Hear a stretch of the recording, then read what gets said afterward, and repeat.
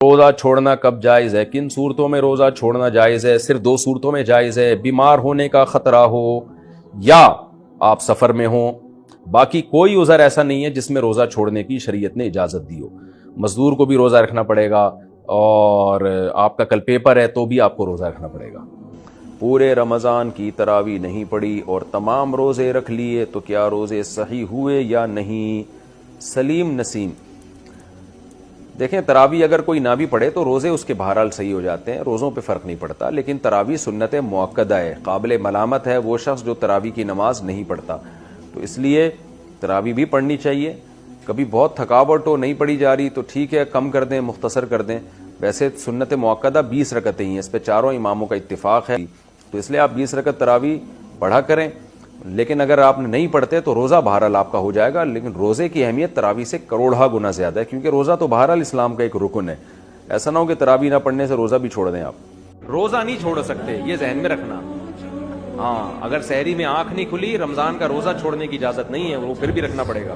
ناک میں پانی ڈالا، حلق میں چلا گیا، یقین ہو گیا کہ گلے میں گیا ہے، پھر تو روزہ ٹوٹے گا، وہم سے نہیں ٹوٹتا۔ بعض لوگ ناک میں پانی ڈالتے ہیں، دماغ پہ چڑھ جاتا ہے، وہ اس سے بھی روزہ نہیں ٹوٹتا، لیکن یہ کام کریں نہیں، تھوڑا سا پانی ڈالیں ناک میں۔ اچھا، یہ بھی ایک اہم مسئلہ ہے، روزے میں جب کلی کرتے ہیں نا تو ایک دفعہ تھوک پھینک دیں، بس کافی ہے۔ وہمی لوگ تھوک پھینکتے ہی رہتے ہیں، یوں کرو نا، جمع کرو کہ کہیں ایسا نہ ہو کہ حلق، تو ایک دفعہ کلی کر کے تھوک پھینک دیا تاکہ تری ختم ہو جائے، اس کے بعد جو تری رہ بھی جائے گی وہ معاف ہے۔ وہمی نہ بنے کہ ٹیشو سے زبان کو صاف کر رہے ہیں، یہ لوگ میں نے دیکھا ہے وضو کر کے نا مسلسل تھوکتے رہتے ہیں بیٹھ کے۔ وہمی نہ بنو بھائی، نارمل زندگی گزارو۔ ناک کا بھی یہی رپورٹ ہے، یوں کریں بس۔ غسل کیسے کریں؟ جب حالت جنابت کا غسل کرنا ہو، جنابت کا غسل رمضان میں، روزے میں، تو کلی کریں، منہ بھر کے، غرارے نہ کریں۔ منہ بھر کے کلی کرنے سے پانی حلق میں نہیں جاتا، غرارے کرنے سے جانے کا خطرہ ہوتا ہے۔ اور ناک میں پانی بھی آرام سے ڈالیں، ایک دم بہت زیادہ نہ کھینچیں، بس یہ نرم حصہ آرام سے گیلا ہو جاتا ہے۔ وہمیوں کا تو ڈبکی بھی لگا کے آ جائیں گے، گیلا نہیں ہوگا۔ میں نارمل لوگوں کی بات کروں تو اللہ میاں عملی طور پر قربانیاں دلواتے ہیں ہم سے، تو ان میں سب سے بڑی قربانی نماز ہے۔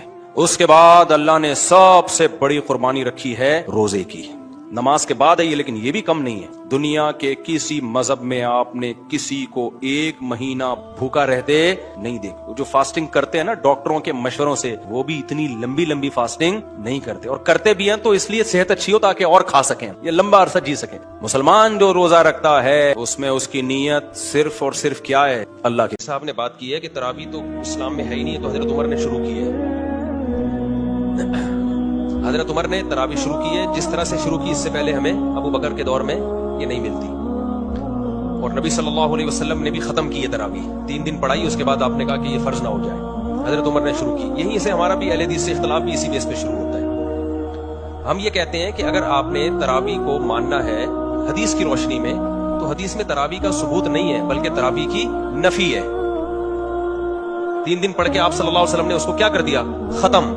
تو آپ بھی ختم کریں، سمجھتے ہیں نا؟ آپ ایک بھی رکعت نہ پڑھیں، انہیں تہجد ہے 8 رکعتیں افضل طریقے سے انفرادی 2 جتنی پڑھنا چاہیں۔ اور اگر آپ عمر رضی اللہ تعالیٰ عنہ کے عمل کو بیس بناتے ہیں تو پھر عمر رضی اللہ تعالیٰ عنہ نے 20 پڑھی ہے، 8 نہیں پڑھی ہے۔ 8 کے بارے میں جو موطا کی روایت ہے وہ ضعیف ہے۔